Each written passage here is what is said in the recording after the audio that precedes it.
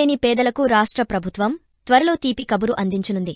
ఇందిరమ్మ ఇళ్ల పథకం అమలుకు అవసరమైన విధివిధానాలను ప్రకటించనుంది. ఈ మేరకు మార్గదర్శకాలు విధివిధానాలను వారం 10 రోజుల్లో ఖరారు చేయనున్నట్టు విశ్వసనీయంగా తెలిసింది. ఆ దిశగా అధికారులు కసరత్తు చేస్తున్నారు. ఈ పథకాన్ని కేంద్రం అందించే ప్రధానమంత్రి ఆవాస్ యోజన పథకానికి అనుసంధానించాలని ప్రభుత్వం నిర్ణయించింది. గత ఏడాది డిసెంబర్లో నిర్వహించిన ప్రజాపాలన కార్యక్రమంలో ఇందిరమ్మ ఇళ్ల పథకానికి ప్రభుత్వం దరఖాస్తులను స్వీకరించిన సంగతి తెలిసిందే. వాటిలో ఇంటికోసం వచ్చిన దరఖాస్తులు దాదాపు 82 లక్షలు. అర్బన్ పరిధిలో 23.5 లక్షలు, రూరల్లో 58.5 లక్షల దరఖాస్తులు వచ్చినట్టు సమాచారం.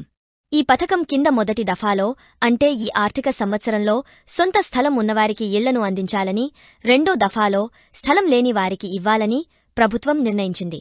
అర్హులైన పేదలకు ఇల్లు నిర్మించుకునేందుకు 5 లక్షల రూపాయల ఆర్థిక సాయం, అంటే ఇంటి స్థలం ఉన్న వారికి ఆర్థిక సాయం, స్థలం లేని వారికి స్థలం ఇచ్చి ఈ ఆర్థిక సాయం అందించనుంది.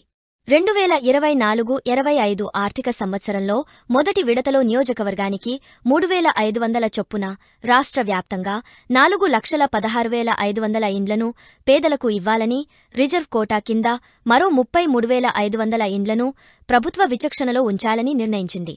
ఈ పథకం అమలు కోసం బడ్జెట్లో 9,184 కోట్ల రూపాయలు కేటాయించగా, కేంద్రం నుంచి పీఎంఏవై పథకం కింద దాదాపు 4,600 కోట్ల రూపాయలు అందుతాయని సర్కారు అంచనా వేసింది.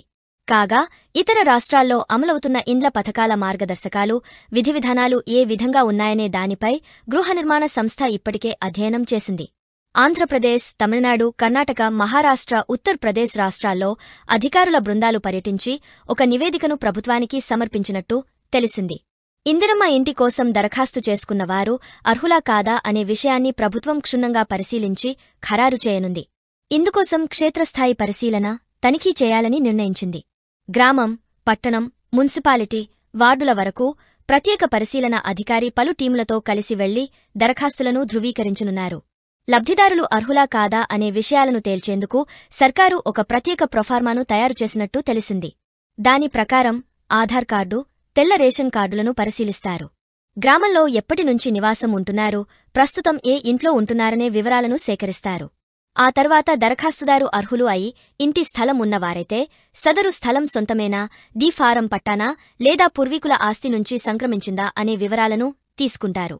ఇంటి స్థలం లేనివారైతే వారికి ఇంటి స్థలం ఇవ్వాలని ప్రొఫార్మాలో నమోదు చేయనున్నారు. ఈ ప్రక్రియ నిర్వహణకు గ్రామస్థాయి సిబ్బందితో పాటు రెవెన్యూ సిబ్బందిని కూడా వినియోగించుకోనున్నట్టు తెలిసింది. ఇందిరమ్మ ఇళ్ల పథకం అమలుకు ఒక యాప్ను అందుబాటులోకి తీసుకురావాలనే యోచనలో సర్కారు ఉన్నట్టు సమాచారం. అర్హుల గుర్తింపు, ఇళ్ల నిర్మాణం, అందించే ఆర్థిక సాయం మంజూరు వరకు మొత్తం ప్రక్రియను ఆ యాప్ ద్వారానే నిర్వహించాలనే యోచనలో ఉన్నట్టు తెలుస్తోంది. అయితే వీటికి సంబంధించి కేంద్రం కూడా ఒక యాప్ పోర్టల్ను సూచిస్తోంది. ఈ నేపథ్యంలో వాటి ద్వారానే పథకాన్ని అమలు చేద్దామా లేక రాష్ట్రానికి సంబంధించి ప్రత్యేక యాప్ను అందుబాటులోకి తెద్దామా అనే అంశంపై ప్రభుత్వం సమాలోచనలు చేస్తున్నట్టు తెలిసింది.